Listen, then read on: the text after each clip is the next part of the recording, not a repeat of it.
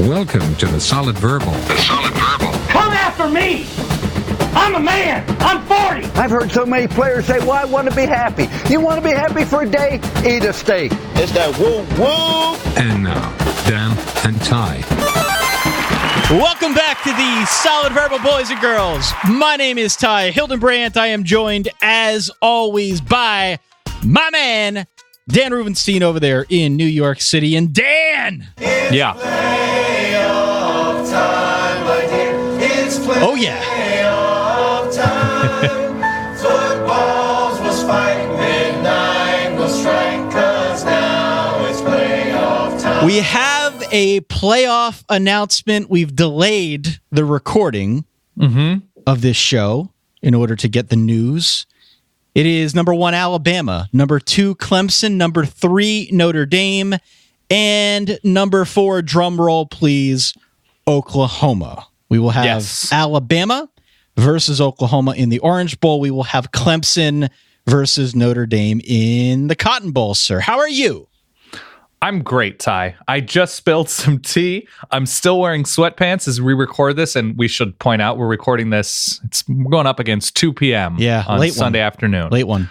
And we had planned on assuming that ESPN and all of the bowls would announce at least the New Year's 6 after the playoff 4 by this time, by about 2. But it appears they're not doing it until 3, and we got lives, Ty. The Dog and Pony Show goes on ESPN, and perhaps we'll find out through the course of our recording here who's going to be playing where, but at least the official announcement has not been made public, so we decided we're going to hit start. We're going to do our show. And, we're going to be recording over the next couple days anyway. So maybe on Wednesday, we can talk about the bowl matchups. By then, I'm assuming the show will stop at some point today, and they will make those formal announcements. Correct. It appears, if we were guessing, and let's see how accurate we'll be without actually having the information, Michigan, perhaps Florida in the Peach, LSU and UCF in the Fiesta. Ohio State and Washington seems like it's going to happen in the Rose, and then potentially Texas and Georgia in the Sugar. And even if West Virginia finished ranked higher than Texas, that the Big 12 indicated that it was going to send Texas if we're up to them. So we'll see. Maybe that statement was incorrect. I do have a question for you, Ty, before we get into all of the action, all of the opinions, all of the reverbs, all of the recaps. Yeah. It's not really a question. It's more of if you have any questions now about what it's like to root for a playoff team, now that you finally get to. Let me pop my LaCroix here. Years and years into the playoff system existing, I'm happy to answer, any sort of queries you may have. Did you see that Notre Dame was apparently eating duck? I did see that. During the playoff announcement? What was that about? It's a shot across the bow at the Solid Verbal is what that is. That was Notre Dame saying, you know what? We are fancy and we don't care who knows it. There is no shortage of bad playoff arguments, Dan. It is truly the renewable energy source that may save humanity one day. Yeah. Holy cow, we can get into it. But again, your top 6 is Alabama 1, Clemson 2, Notre Dame 3, Oklahoma 4, followed by Georgia at 5, and Ohio State at number 6. Can you give me your real-time reaction to that top 6? I am encouraged. I am excited for the playoff. There are a number of matchups involved. So we had Clemson, Notre Dame play each other, 2 or 3 years ago? 2015. Yeah. In monsoon game, right? That's right. One of the original. That was the original monsoon game. Yeah. So we get a rematch of that, I believe, inside in Jerry World. So weather will not be playing a role. And then something that I think we've all wanted, barring, the status of a couple of key injuries, namely to Hollywood Brown for Oklahoma, and Tua has a high ankle sprain for Alabama. The Lincoln Riley offense against the Nick Saban defense is something that, in terms of great college football thing against great college football thing, something to be very excited about. Both of those games are double-digit favorites for Clemson and Alabama. Double-digit lines, those are the favorites. But in any case, I'm excited for the matchups. I understand a lot of the arguments that indicate and have the opinion that Georgia is one of the best 4 teams. I cannot make a compelling case against Georgia being one of the top 4 teams, but I can't really make a compelling case for it either, which is sort of the nature of college football conversations, other than that they are just glorious losers. Yeah, I mean, look. Yeah. Either the games matter or they don't, right? Either they matter or they don't. And we have this horrible habit in college football of deciding piecemeal when conference championship games matter and when they don't. Like last year when Alabama made it and the year before when Ohio State made it, the argument for a conference championship didn't seem to be quite as strong as I think was being purported this year. When all of a sudden with Notre Dame in the mix, well, hey, they didn't play in a conference champ. Matt Leinart, listen, I need that 13th data point is what he said last night at halftime. Right. So, and you know what? If Oklahoma still were in a conference that didn't have a conference championship, they probably get jumped, right? Maybe. I think by Ohio State, absolutely. Or Georgia, sure. So anyway, that is your top 6. We're going to get into it as we go through all of the matchups that we saw occur over this past week. But let's start where we usually start. Your week 14, your conference championship week reverbs. Have a listen. Holy mackerel, this game is insane. What is happening right now? Hey, this is Will in Maine. This is Curtis in Lincoln. Daniel in Decatur, Alabama. This is Marcus calling from Islamabad, Pakistan. This is Ben calling from Mercedes-Benz Stadium. What if Alabama benches Tua and then puts in Jalen Hurts and wins the game, and who then wins the game for them? And I think this might happen. I really want it to. My beautiful Crimson Tide just tied up the game 28-28, and I'm freaking out. I'm sitting alone in a coffee shop after it closed by myself. Jalen Hurts is beautiful, man. Oh, Georgia. Why? 4th down, late in the game against number 1 Alabama. And you snap it to your backup true freshman quarterback. Why, Georgia? Why must you, Georgia? Kirby Smart? Maybe not.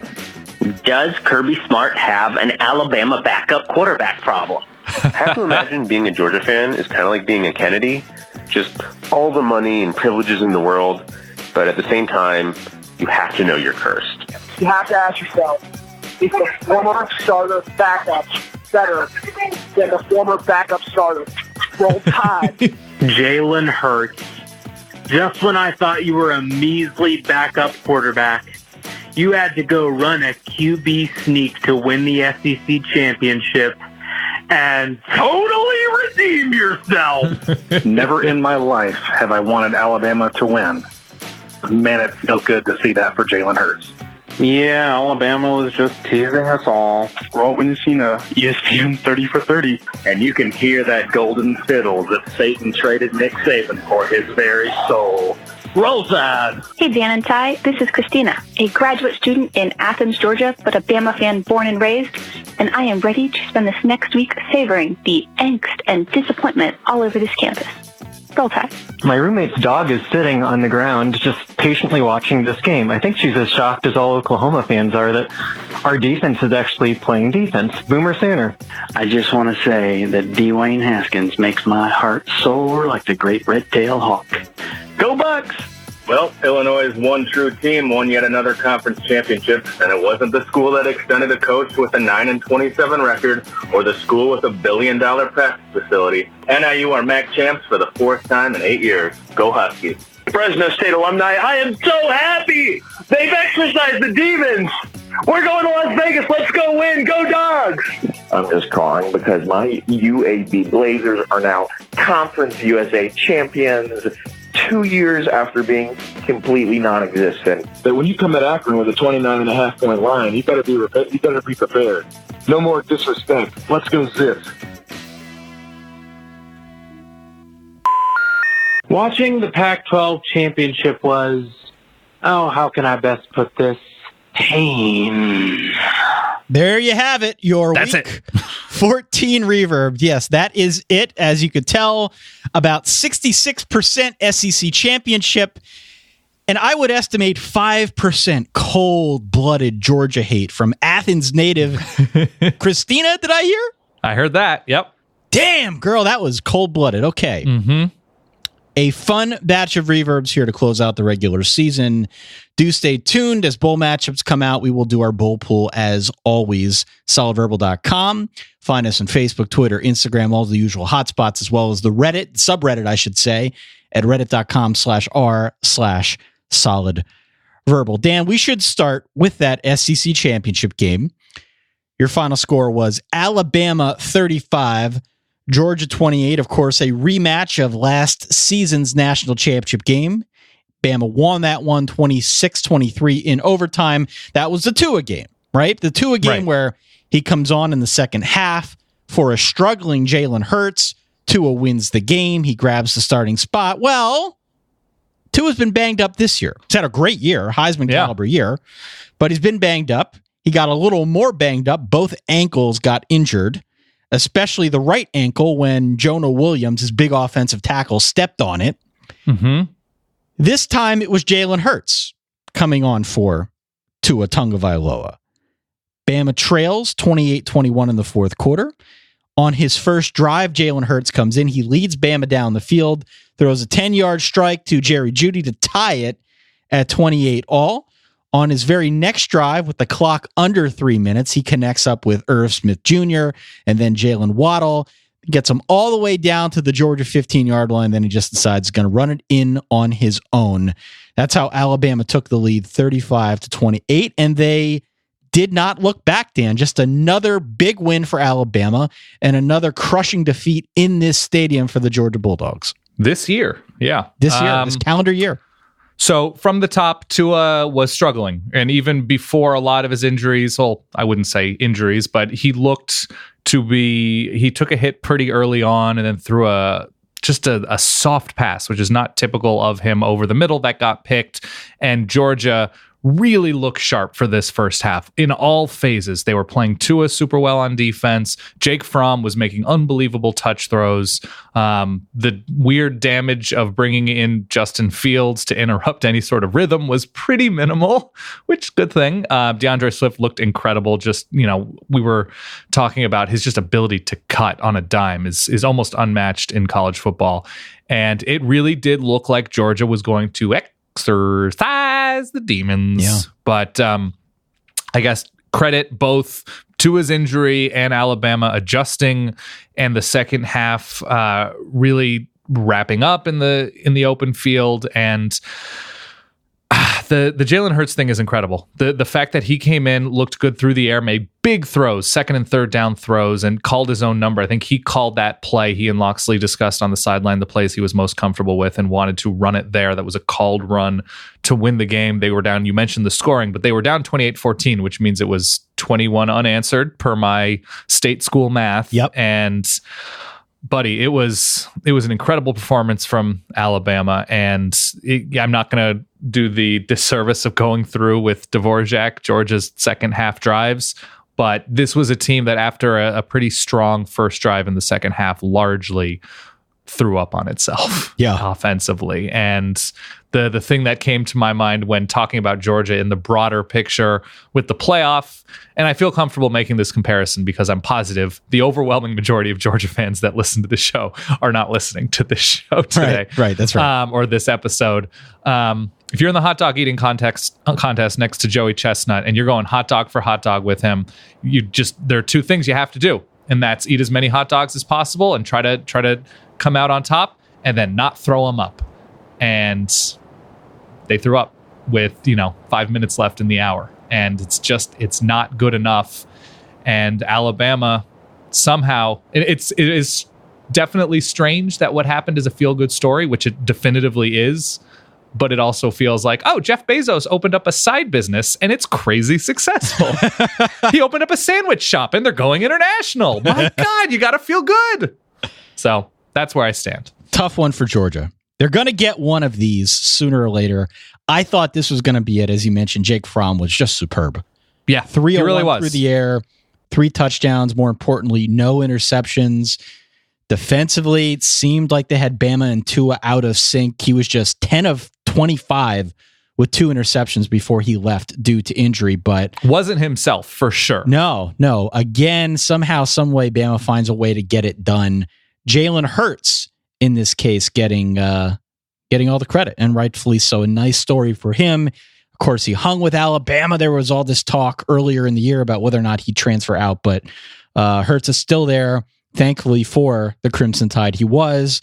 They end up getting the W. They stay at number 1 in the college football playoff. They win the SEC championship. I would say, by the way, the only big, enormous mistake Jake Fromm made yesterday, because we haven't mentioned it yet, is being on the same team as the one who called the worst fake punt in the history of mankind. Tied 28-all. They line up for a punt. They could have pinned Alabama in a very deep hole in their own territory. Yeah. Kirby Smart inexplicably calls a fake punt there. Curious decision.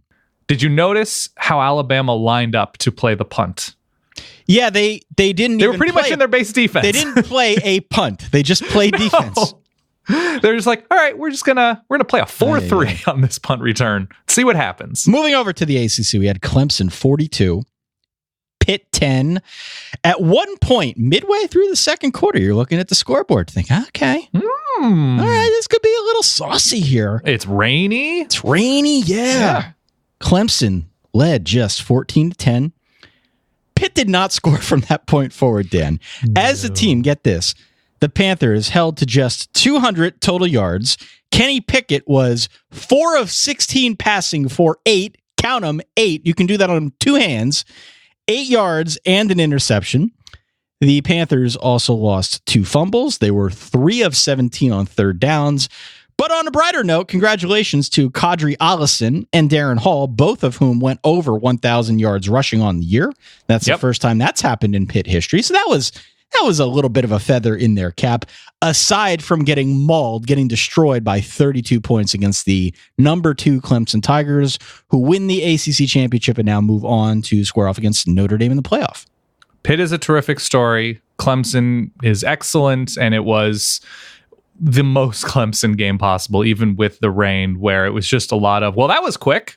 And that includes Travis Etienne with his super long run to start the game. And then Pitt looking like they were going to go into halftime down 21-10, a totally respectable 21-10. Kenny Pickett throws an interception that's run back pretty close to the goal line. They immediately put it in to go up 28-10 at the half, effectively ending the game. They score a couple touchdowns late to really put it out of harm's reach and cover. Good teams win, great teams cover. So congratulations to Clemson on that. It definitely felt like a year for Clemson because of the way the ACC shaped out.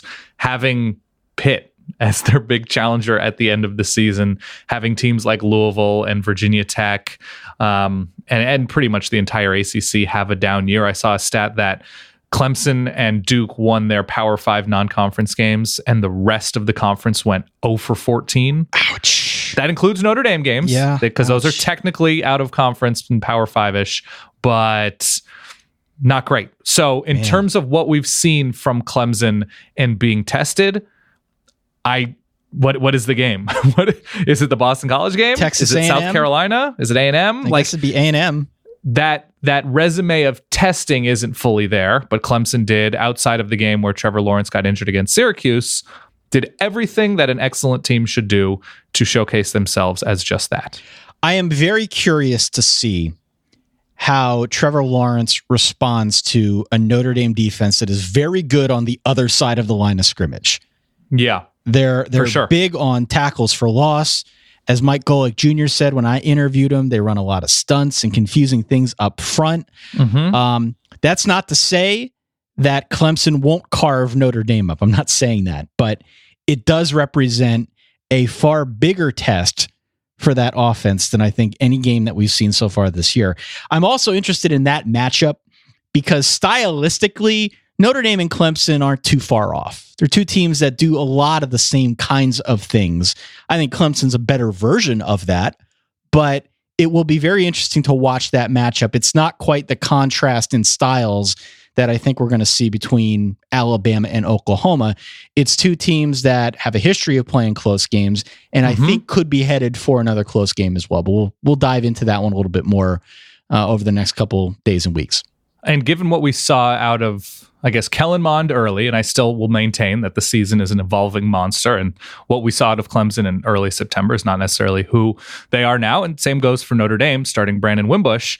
But I would say the combination of Boykin, Claypool, and the tight end going against this Clemson secondary, which is a little bit maligned after South Carolina, I think that is Notre Dame's best opportunity offensively to push Clemson. That's what I'm excited for. I'm real curious to see how Ian Book responds to what amounts to an NFL front four. Yeah, away from South Bend, he has not necessarily been his best. Correct. Okay, let's move on. Let's go to the fourth playoff team then. The Big 12 champion, Oklahoma Sooners. They won over Texas. They avenged their loss by a 39-27 score. I tweeted it out. I'm not sure if you saw, but it did appear as if Oklahoma's plan on defense was to interfere on every pass play and hope it didn't get called. They can't call it on every play, Ty. The refs are simply not going to call PI or defensive holding on every play. And that's the old Seattle Seahawks MO. Right. And what's interesting about that is after I tweeted it out, a number of Oklahoma fans wrote in and said, hey, that's progress. At least they've got a plan. Better than we usually do. Yep. Okay. I have been under the assumption since like week 8 that Oklahoma just gave up defense for Lent. They play defense, they treat defense the way you and I treat soda. Okay. You just avoid it for long stretches. On special occasions. But buddy, every now and again, when you sip that sweet nectar, it can taste so good. That is what the Oklahoma defense is. They don't really play it, but every now and again, every 60 minutes or so, for old time's sake, they got a play or two in them. They got a safety here, a sack there, a pass break up there. That's going to do just enough to give that offense enough separation to win and cover, thankfully, for my pocketbook. That is, again, what we saw here. It is. Yeah, that safety, that interception in the end zone late, it was a really nice defensive performance in the second half. I believe they gave up 13 in the second half and shut them out in the fourth quarter. Not the story of the game, because I still think the plays that Kyler Murray made to help the Sooners win this game, and also that coupled with Hollywood Brown's lower body injury. I don't know if we have anything more specific than that, which is a pretty big deal going into Alabama. But CeeDee Lamb came up very large. Grant Calcaterra with that one-handed touchdown grab was insane and special to watch. I do like the wordplay, bigger picture of Oklahoma beat everybody on their schedule. Oklahoma, they did lose to Texas once, but they beat everybody on their schedule. They do end 2018 with a win over Texas. So a cool way to avenge that game. I am excited to see if we get the very best of Oklahoma, which is largely what we saw against Texas. The game is in, where is this game? That game's going to Miami? be in Miami. Yeah. Right. So it'll be outside and maybe weird weather. Who knows? But incredibly excited for this. A really nice wire-to-wire year offensively for Oklahoma. Rodney Anderson goes down early, and they seemingly even get better on the ground, even though it wasn't necessarily fully apparent against Texas. And all things considered, with Texas playing down to teams and playing pretty sloppily, and that includes against Oklahoma with just the number of penalties and the number of times Texas shot themselves in the foot against the Sooners. All in all, 9 wins for Texas is not something normal lately. So no, it isn't. Good for UT. And look, if they could build any kind of apparatus on the ground, yes, to complement Sam Ehlinger, that would make them all the more formidable. Sam Ehlinger in this game, almost 350 through the air, 2 touchdowns, had 2 more touchdowns on the ground to complement 42 yards running. He was Texas's leading rusher. He's a very good player. He needs some help around him. He did have it out wide. Colin Johnson had an incredible game. We've talked so much about Lil Jordan Humphrey and that receiving duo for the Texas Longhorns. But if he just had more help on the ground, I think that would make them so much better. You did mention the Hollywood Brown injury. It did not look good. They had him back on the sidelines, though, after they wheeled him off on a cart. He did come out later in street clothes and crutches and a boot. But then I believe he ditched the crutches later on and was walking around with just the boot. It's all very scientific, of course. If you believe the best of the mouth readers out there, that people were indicating that he was telling Lincoln Riley he would be okay. Okay, good. Doesn't mean he's a doctor, even though he's feeling his own body. For football's sake, hope he is able to heal, just like Tua is able to heal. I think it was high ankle sprain. Nick Saban today said it's about a 2-week deal, which every ankle is different, but we certainly know that Tua puts a lot of pressure on those feet, launching the ball downfield and ankles. So hope everything is all right, because it's generally between like 2 and 5 weeks for a high ankle sprain. You and I as athletes know this all too well. And the game is the 27th? 29th. December 29th, excuse me. So it's almost 4 weeks to the day, or it is 4 weeks to the day of the injury. So we're hoping for the best. And let's go to Ohio State here next. Okay. Ohio State 45, Northwestern 24. Yeah. Do you watch halftime of this game? Well, the chest passing? No. We're going to get to that. I almost forgot about that. Yeah. Do you watch the halftime show on Fox? I generally don't watch halftime shows because there was other football being played. I was watching some of Fresno State, Boise State, I think, here. I don't usually do this. I don't like to be critical, but I got to bring this up. I just have I'm ready. to. Ohio State's up 17 points at halftime on Northwestern. 24-7. Yeah, they looked really good in the first half of that game. So they go into the show, the halftime show, and Dave Wanstead. This is Fox. This is Fox. Matt Leinart, Wanstead, Rob Stone, and Robert Smith, I think. Yeah, that's right. A great I love the halftime show. Okay. Great personality. Dave Wanstead, at that point, they ask him, Coach, what do you think right now for the playoff? At that point, at halftime, he had Notre Dame completely out of the playoff. Well. And both Oklahoma and Ohio State in. All right. After the game, after Ohio State withstands a bit of a charge from Northwestern, and then I thought looked even more impressive in pulling away from the Cats. Dwayne Haskins certainly did, with that receiving core. For sure. They go back to Wanstead after the game, who now has Ohio State mysteriously missing out on the playoff entirely.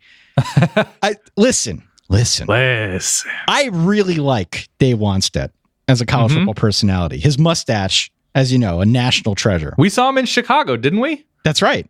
We did see him in Chicago. He was randomly eating breakfast. Trying to go incognito with sunglasses on, despite wearing an NFL on Fox hat. Yep. And a Fox college football t-shirt. Yeah. At the booth next to us. Yeah. I love him. Not exactly Ben Matlock when it comes to proving a point. Sure. Dave Wanstead with a bone to pick is under strong consideration for 2019 fantasy things. Yeah, I mean, it's pretty subjective, but that might be almost the appeal of it. And Wanstead would be a very high draft pick in terms of former coaches on TV that would be great in a road trip. Oh, definitely. Just the storytelling and the presence, he would 100% be a high draft pick. I like how you went into this before even discussing the game itself. This was very important to you. I can say this, and I tweeted this out to some derision. Northwestern was a full-on good team, at least for stretches in this game, given the talent disparity, given the situation that they were in, and the resume that they brought into this game, which wasn't always the best. But I thought Clayton Thorson made plays. There was the long run. This was like the line of the game. I think it was Moten was the running back. Yep. He has a 77-yard touchdown run, finishes with 76 yards on the day.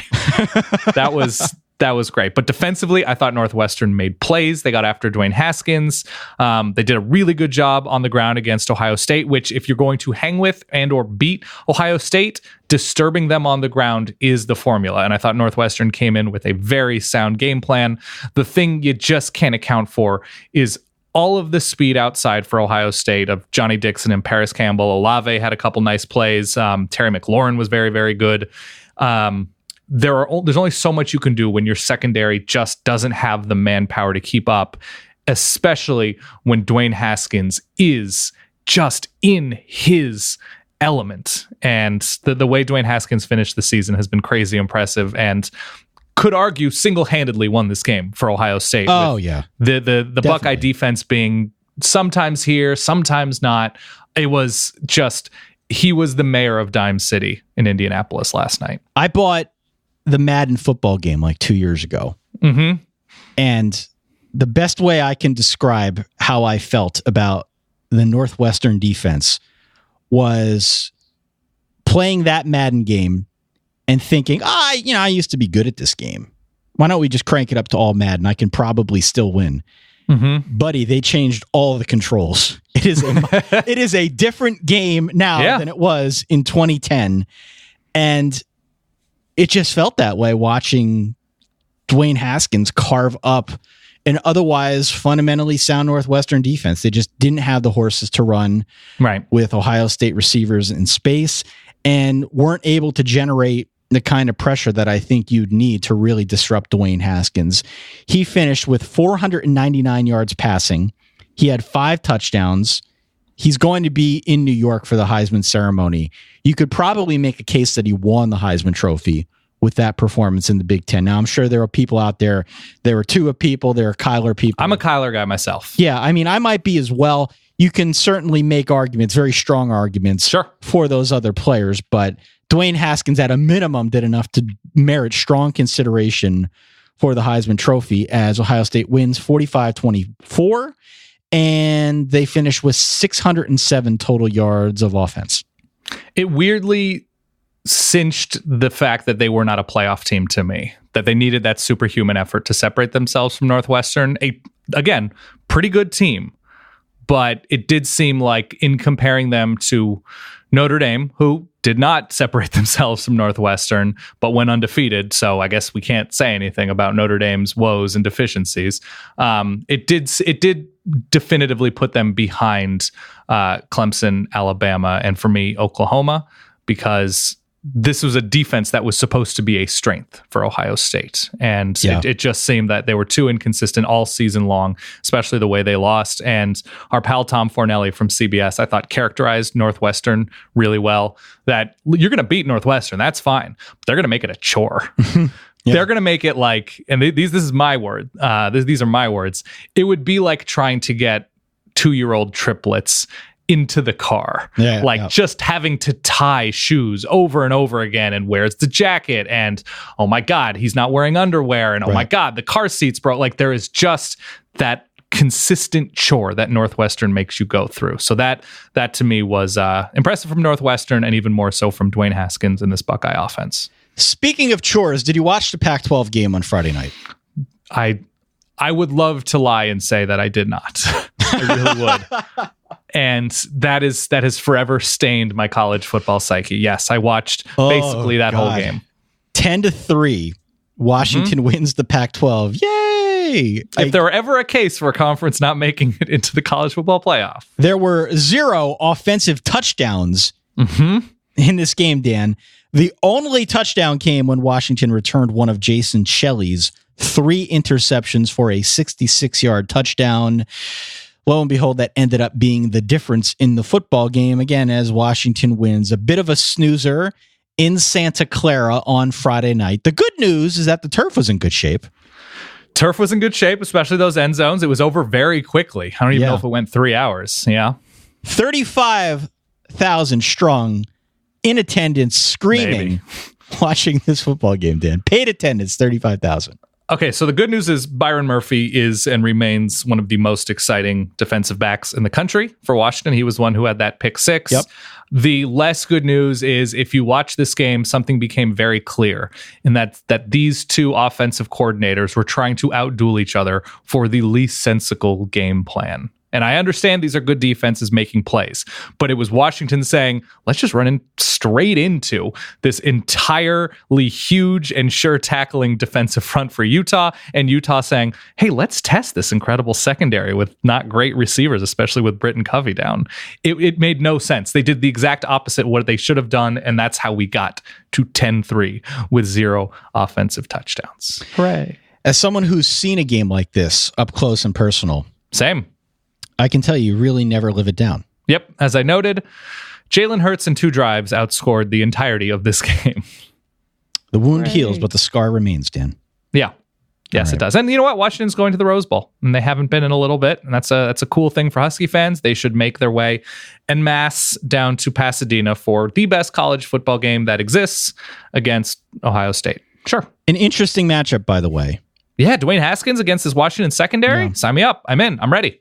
That's an interesting matchup, despite the score here, 13 total points. I think that could be interesting. We'll talk more about it. All right, so some group of 5 games here that we should go into detail, a little bit of detail on. UCF wins despite Mackenzie Milton being out due to injury. They came back. They win 56-41 over Memphis. They've now won 25 straight games as they go on to win the American. Darrell Henderson, 210 yards and 3 touchdowns in a losing effort. It's a shame, yeah. I was particularly and pleasantly surprised that Dariel Mack, after struggling through the air in his limited time this season, looked very, very good as they came back, looked clean, didn't throw any picks. It's Greg McCray, correct? Yes. I think I only see G. McCray, and I'm paranoid about it, but Greg McCray, very, very good on the ground for the Knights. He goes for over 200. And you know what? It's, to me, almost UCF's defense is, deserving of the proverbial game ball, completely shutting down a Memphis team who completely gashed them in the first half. They hold them to 3 points in the second half. This game was on the non-sound TV, so I'm going to go back and watch this game in more detail. But you know what? UCF hasn't lost a game in years. Nope, it's been a while. 25 straight wins for UCF, the longest winning streak in the country. I was reminded of the fact that Paul Feinbaum, before the season started at some point in the offseason, said, you know what? If UCF goes undefeated again, yes, they can consider themselves the national champion.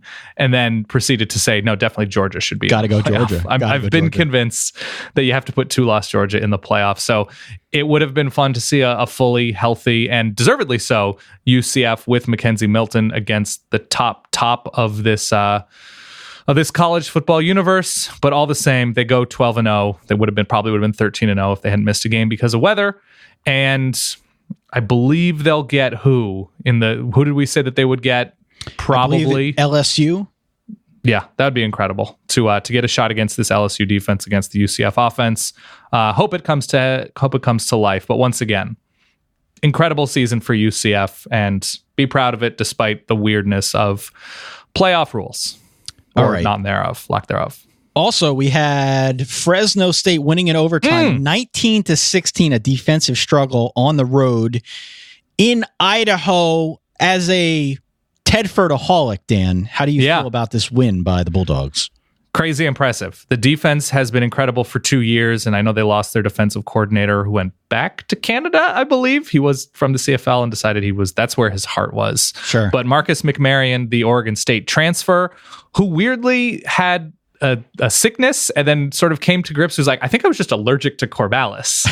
Like, he had legitimate health issues, but he was like something about the air and the environment. So for whatever reason, he was one of the most efficient quarterbacks in the country. This is not to take his health issues lightly. I just remember seeing that throughout the year. In the snow, Fresno State, especially on defense, against a very, very good, a consistently very good Boise State offense over the course of this year. In conditions, I thought did a tremendous job, even though Alexander Madison goes over 200, I believe. He carried the ball like 100 times. Yeah. So Fresno got the stops when they needed to. It goes to overtime, and they get it with a walk-off touchdown. So very cool to see. And Jeff Tedford younger than I thought he was, which I hope is good for his future prospects. Playing younger, because I think he's in his mid to late 50s, which is not bad. If he so desires to get another Power 5 job after, a pretty bad ending at Cal, but I think he's certainly earned another shot. Fresno State wins the Mountain West. I believe that means they're going to the Vegas Bowl, double-digit wins, and Boise State, for all of their success this year, got to win that game at home. You just have to. Yeah. Sorry. All right. 3 other ones here in the group of 5. We had a conference championship for NIU, 30-29 over Buffalo. We had another comeback. Yeah, we had a conference championship for App State over Louisiana Lafayette by a 30-19 score. And finally, we had a conference championship for Hwab. I'm told it's pronounced Hwab. Hwab? UAB. Hwab. Yeah. 27-25 over Middle Tennessee. The Blue Raiders go down. Yeah, real quick, NIU, who I don't believe was favored despite having a very good defense and a pretty impossible non-conference schedule. That's why the record sort of misleads about the success that they've had this season. A nice comeback win, weathering the storm against this Buffalo offense. Lance Leopold, I probably am pronouncing this incorrectly, but through the air, which has not always been the case, is where NIU shined against the Bulls. Either way, a successful season for both of these teams. UAB, of course, 2 years removed from not existing and losing to Middle Tennessee the week before. A nice win for them, and Bill Clark getting to, I believe they finished with double-digit wins, right? That is correct. Yeah, 10-3. Yep. Yes, they win this game 27-25. And what was the third game? App State. Scott Satterfield has done, obviously, once again, a terrific job with the Mountaineers. At the time of recording this, appears to be the favorite for the Louisville job now that Jeff Brom is staying, which happened basically right after we stopped recording. Always. On Wednesday, but App State, losing Jalen Moore early on this season, transforming to more of a passing team, which they weren't really able to do against the Ragin' Cajuns, but they just win. They just win. And I really didn't watch a ton of this game. I will go back and watch more, but App State is just quality. And if Louisville ends up with Scott Satterfield, I would consider that to be a big win. I know why you didn't watch a lot of it, Dan. Why is that?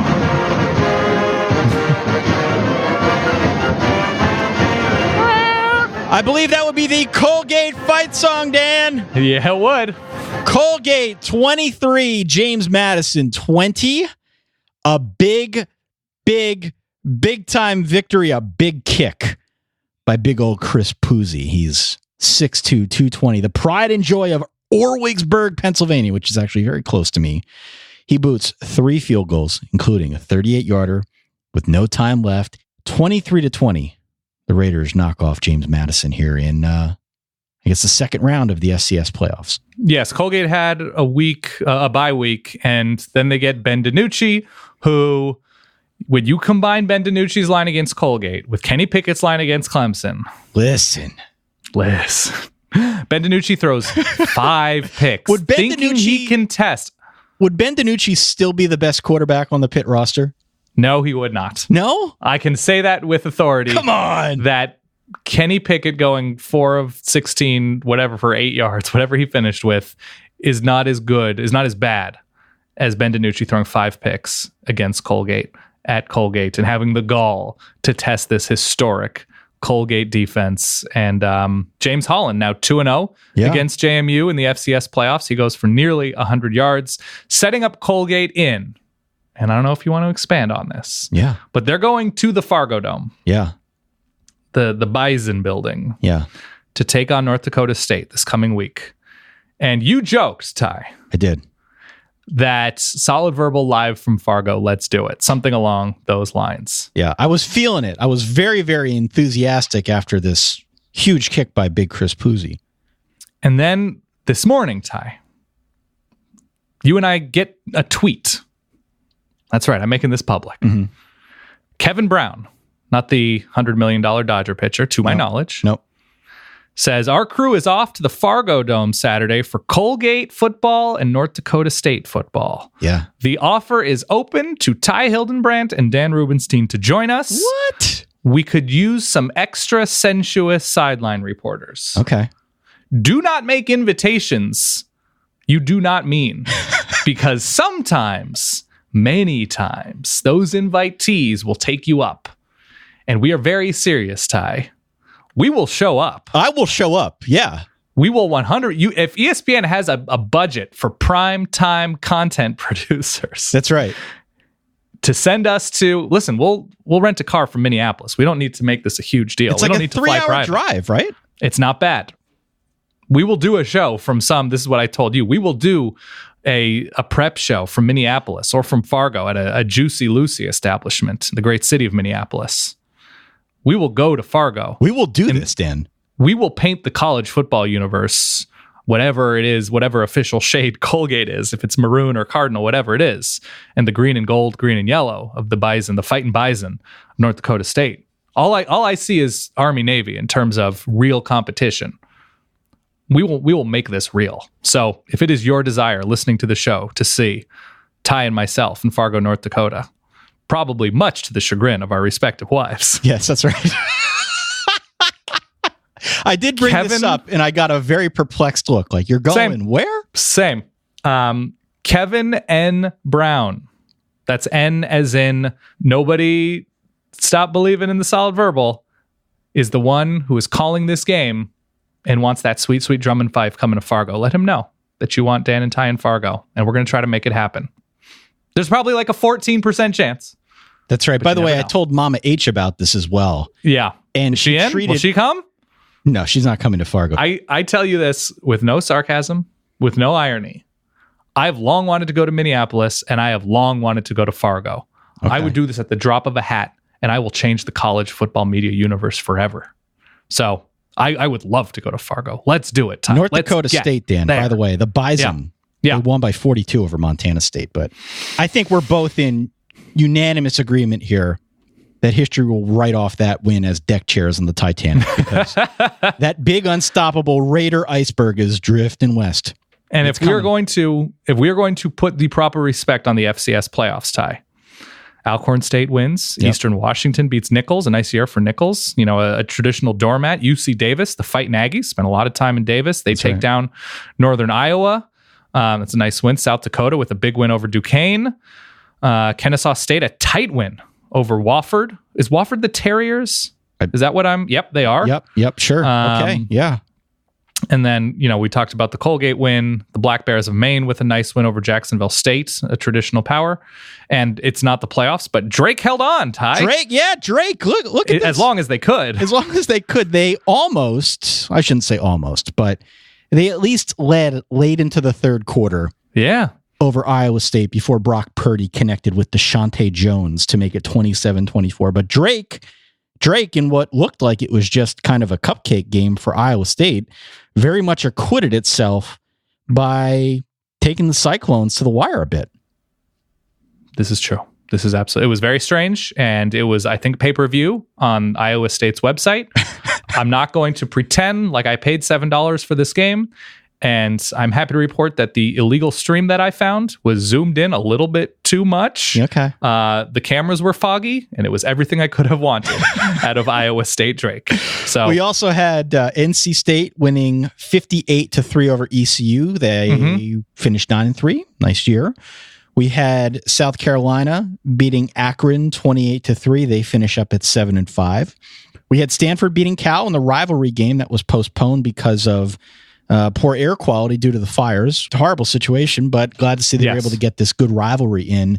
Nice day for Stanford's defense for sure. Yeah, they knock off Cal 23-13. They finish 8-4. Cal, the good year, at 7-5. And finally, Virginia Tech wins 41-20, and they get bowl eligible at 6-6. Indeed, they do. That's why they did not make my Thanksgiving treat where I sang the Animaniacs song for teams that are 5-6, looking to get bowl eligible. Anything else game-wise from Friday or Saturday? I'm still hung up on that Dave Wanstead argument at halftime. That was I know. So I half watched it because I was paying attention to other games, but I know he made reference to Mater Dei High School. Yeah. Which is either where Matt Leinart went or some team that Matt Leinart played in Orange County. I think in reference to the fact that Notre Dame wasn't good or something. They also made this out of sight, out of mind argument, which I love. About Notre Dame not playing a conference championship game? Like, listen, they didn't play this week. The committee might forget about them, as if the committee will unintentionally leave them off their top 25 ballot. They were like keys that we left in the wrong pocket. We just forgot about Notre Dame. What's interesting to me about Notre Dame, too, is I don't think you can argue that this was a fortunate season, not because they weren't good, but in terms of the opponent quality. Yeah. Like this is not the Virginia Tech team. Yeah. This was not the Stanford team. This was not the Florida State team. But that's fine. Notre Dame can't control that. And the thing that I think is lost in some of that is I'm not sure how different that is from Clemson's season in the ACC. Right. I really don't think there is Listen. Notre Dame certainly had more trouble against Pitt than Clemson did. For sure. Yeah. And that's why they're like 2 touchdown dogs in this game. Justifiably so, to me. There's just too many ways for Clemson to win this game comfortably and not as many for Notre Dame. But it's football, and that's why the things like this get settled on the field. But it's hard to say Notre Dame didn't prove everything it needed to do on the field, no matter the quality of their opponent. 3 undefeated teams. It's not something that we've seen a whole lot of in the history of college football, whether it's BCS or certainly the playoff here. It's just not a common occurrence. No. So while I would agree with many and have said on this show countless times, I think the best 2 teams are far and away Alabama and Clemson. Certainly the point spread bears that out. We just haven't had a whole lot of scenarios like we do this year. So it's probably, at the end of the day, a really good year for a 4-team playoff. Reasonably healthy. Who do you think is better right now, Alabama or Clemson? So it's a reasonably healthy Tua, essentially.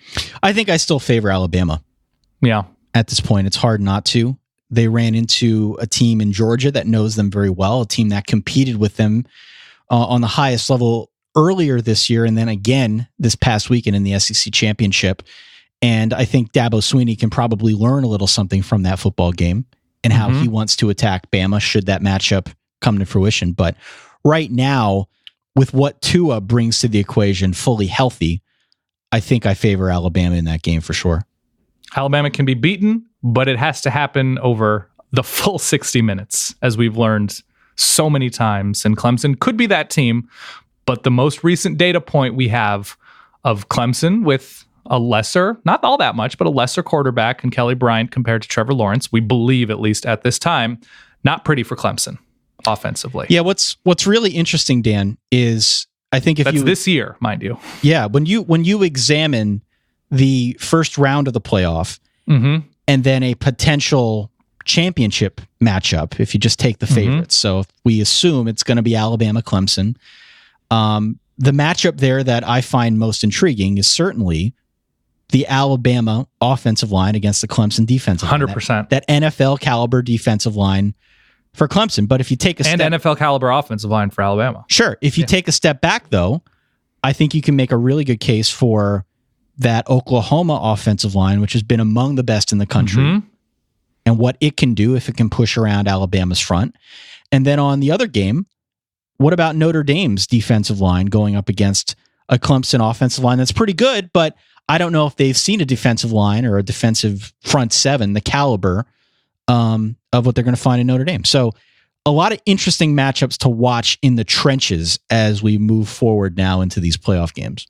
And I would say, yeah, especially with Clemson, if a situation against whoever, Clemson's defensive line is that much more important because of some of the struggles we've seen in Clemson's back end. So they need to collapse pockets and get the edge immediately to cover up for some down plays that this secondary has had. We saw it exposed against South Carolina. We saw it exposed at times against Texas A&M. And now we are in a playoff seeing Clemson getting one of the most efficient quarterbacks with top receivers in Ian Book and those two guys. And then potentially getting to see a moderately healthy Tua with Jerry Jeudy and Henry Ruggs and Devontae Smith and Irv Smith. So that becomes that much more important. I am crazy excited to watch the football ahead of us. Yeah. And that is not just limited to the playoff.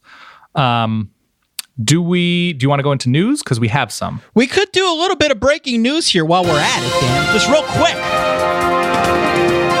We're up against the break. Breaking news.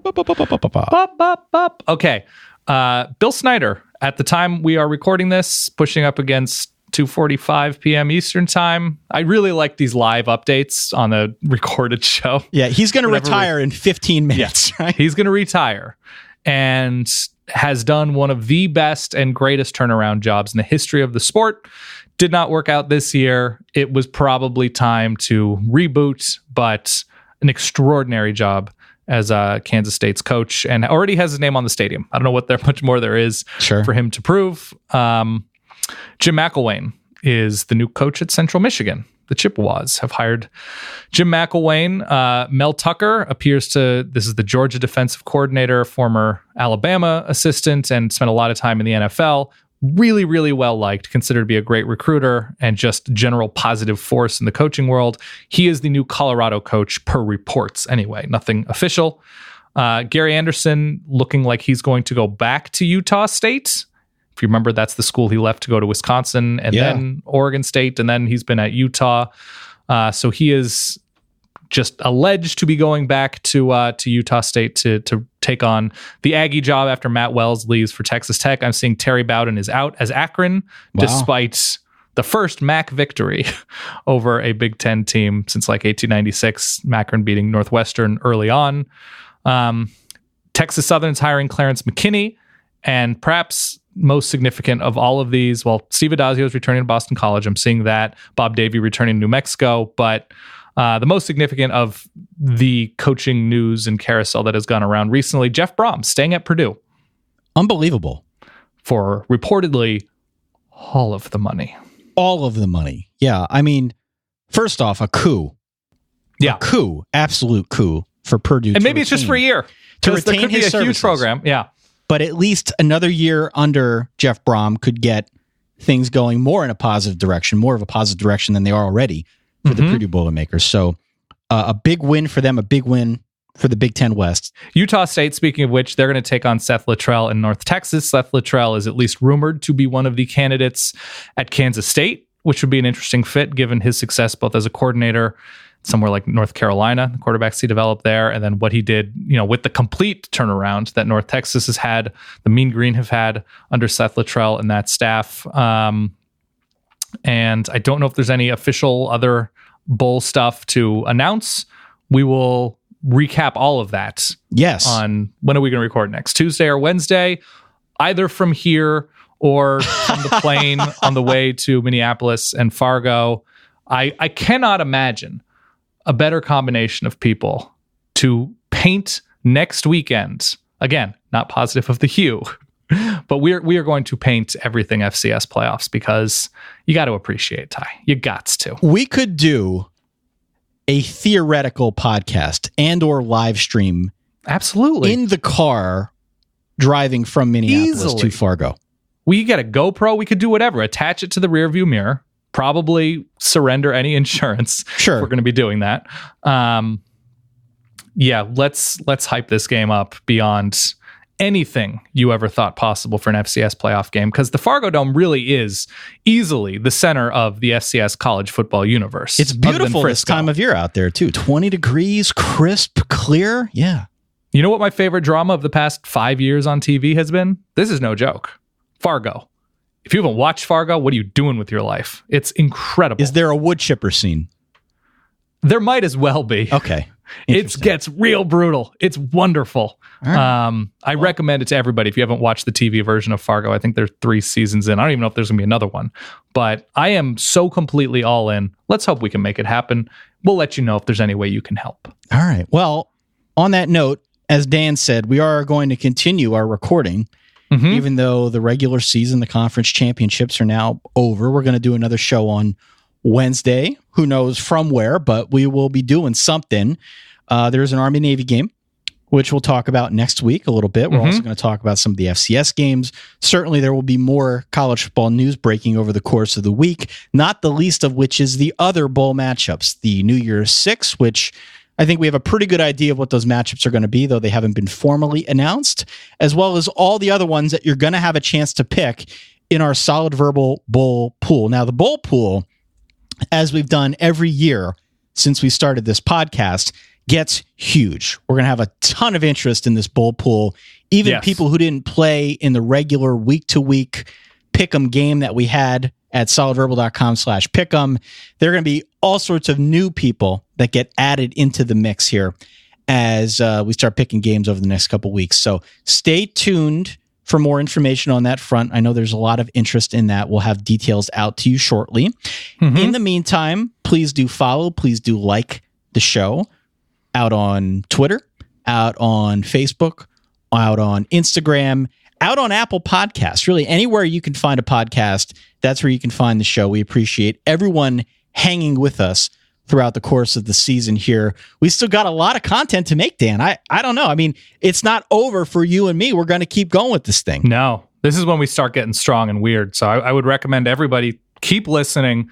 We're going to go eventually to, I don't know, actually, I shouldn't say what our schedule is going to be, but we're around at least once a week, all off season long, if not more, because we have lots of big plans. And all that we ask of you, because we are entering, it's December 2nd. Again, I like this live update, no matter the fact that you could be listening to this whenever you choose. Need a little music bed there for you, Dan. Well, I appreciate this because it's related to a December to remember. Yeah. A lot of holiday parties coming up, Ty. Yeah. And if you find yourself, if you're a single guy or gal, you find yourself making something of a regrettable mistake. It could happen. At one of these holiday parties. Listen. Before you make that mistake, which you definitely should make, it'll help you grow eventually. Mention to this person, whether you're in a closet at work, whether you're fumbling around an apartment, whether you're in a parking lot, whether you're in a car, whether you're just sitting in an empty room in a weird venue, before you start making out, all I ask is that you say, hey, I think you'd really like the Solid Verbal. That's it. You should subscribe on Apple Podcasts or Google Play or wherever your podcatcher of choice is grabbing podcasts. Because listen, eventually it's going to be awkward and you're not going to want to talk to this person around the office. So before that happens, recommend the Solid Verbal. Make it a December to remember here. Yeah, that's all I would say. On that note, for that go over there, Dan Rubenstein, for myself, Ty Hildenbrand. Don't know where, don't know when we'll be talking to you next, but the choice is yours, Kevin N. Brown. But know this, we will be recording at some point in the very near future. Yes. My name is Ty. His name is Dan. We'll catch you all in a few days. In the meantime, by all means, stay solid. Peace.